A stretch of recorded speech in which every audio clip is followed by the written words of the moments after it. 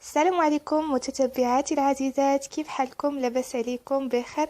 نتمنىكم كاملين تكونوا في احسن الاحوال وفي صحه جيده. توحشتكم بزاف، سمحوا لي على هذا الغياب وما كنحط لكمش لي فيديو باستمرار. كنعتذر منكم. واليوم ان شاء الله جيتكم بوجبه غداء اللي سهله ومتنوعه، وغنبداو بواحد الخضر مشويه في الكوكوت. هي الاولى. احتاجت البنات واحد بطاطا، جوج جزرات قطعتهم هكا بشكل طولي وضعتهم في كوكوت. غادي نوضع عليهم معلقه ديال الزعتر،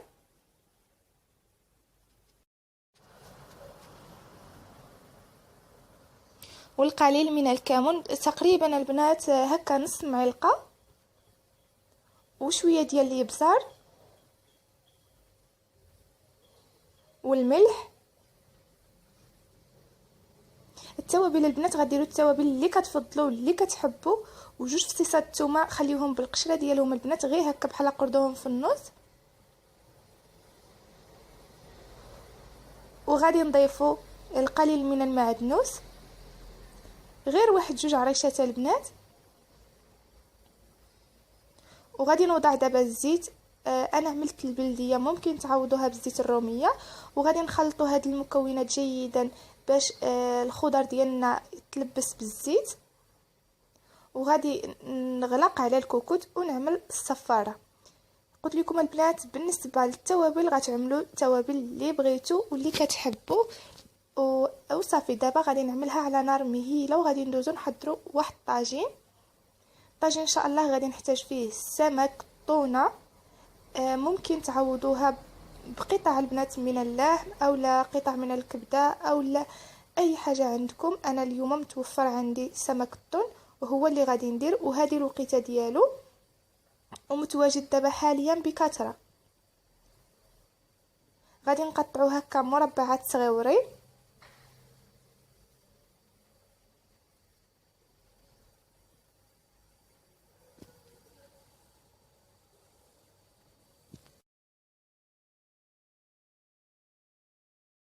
من بعد ما قطعتو هكا قطع صغار، غادي نحك عليه 3 ديال الفصوص ديال الثومه.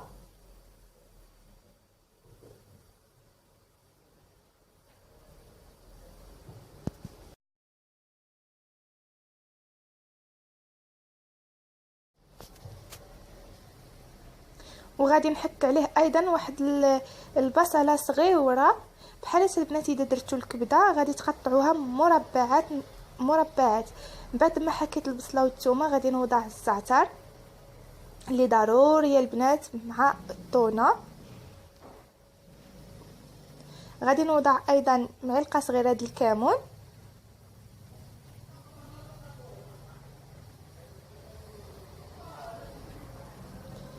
كذلك نص معلقه ديال الابزار،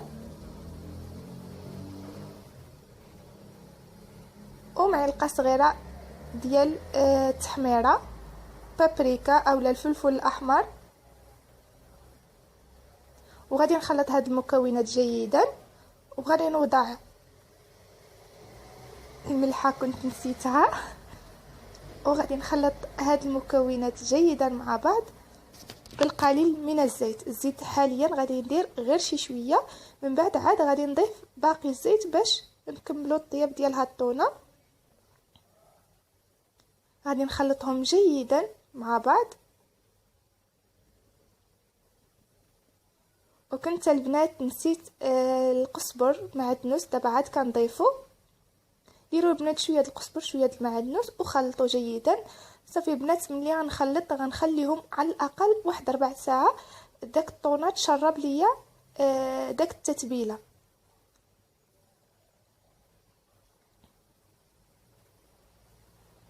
من بعد ما تشربت ليا البنات غادي نشعل على البوطه، والنار تكون مهيله على حسب انا غادي نطيبها في طاجين ديال الطين. غادي نزيد شويه الزيت باش تقلى ليا مزيان. وغادي نبقى نحركها. بالنسبه للبنات لهاد الطاجين هذا اول نهار نطيب فيه، ما شاء الله صدق زوين وبالنسبه للطريقه باش ما غاديش يتهرس، كنت كندهنو هذه مده وانا عندي، وكندهنو بالزيت في كل تطيبه في الفران، وكندخلو باش يتحمر ويتوقر مزيان. وهذا هو السر باش الطاجين ديالكم يصدق زوين وما يكونش كيحرق وكيلصق ويتهرس لكم بسرعه. من بعد ما تشحرات ليا الطونه ديالي، غادي نوضع عليها لاصوص ديال مطيشه اللي طيبتها وطحنتها وصفيتها.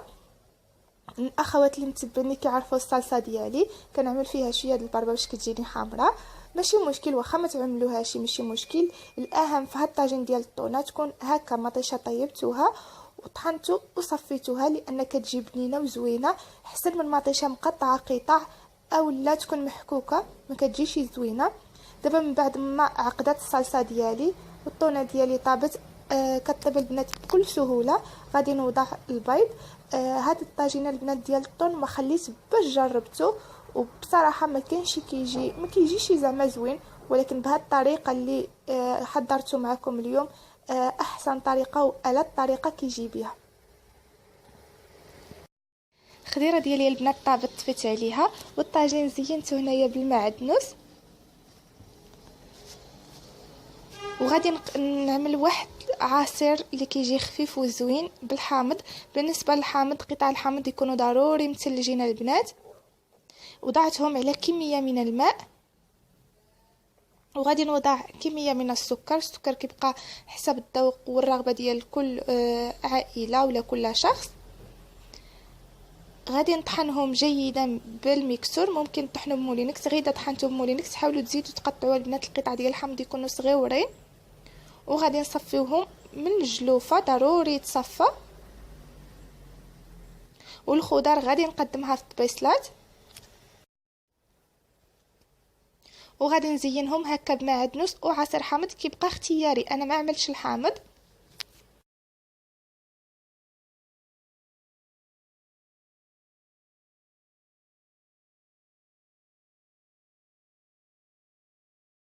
بنات الطاجين ديالي طبخ قدمته، وغادي نوريكم في الاول القوام ديال العصير. بالنسبه للعصير البنات، هذا القوام ديالو كيجي زوين بزاف، اللون ديالو كيجي على هذا الشكل. واذا بغيتو تزيدوه واحد المكون اللي يعطيكم اكثر لذه، غادي تزيدوه شويه ديال سنيده الحامضه. ملي تبغوا تضيفوا السكر ضيفوا شويه ديال سنيده الحامضه، كتعطيه واحد اللذه ولا اروع. وهذا العصير كيجي شبيه بواحد النوع من المشروبات الغازيه، وكيجي منعش. طاجين البنات هو هذا، ما كنتش غادي ندير ليه الفرماج، ولكن كيعجبنا بالفرماج وعملته.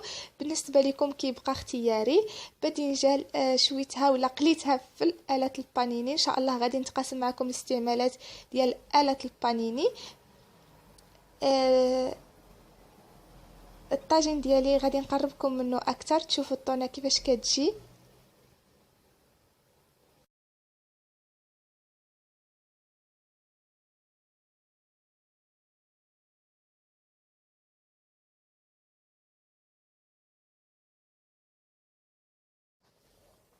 الطونه البنات كتجي طايبه ولاصوص كتجي معسله.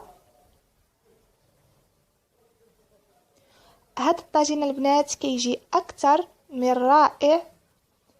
الفرماج مع البيض مع الطونه مع لاصوص كيجي ولا اروع.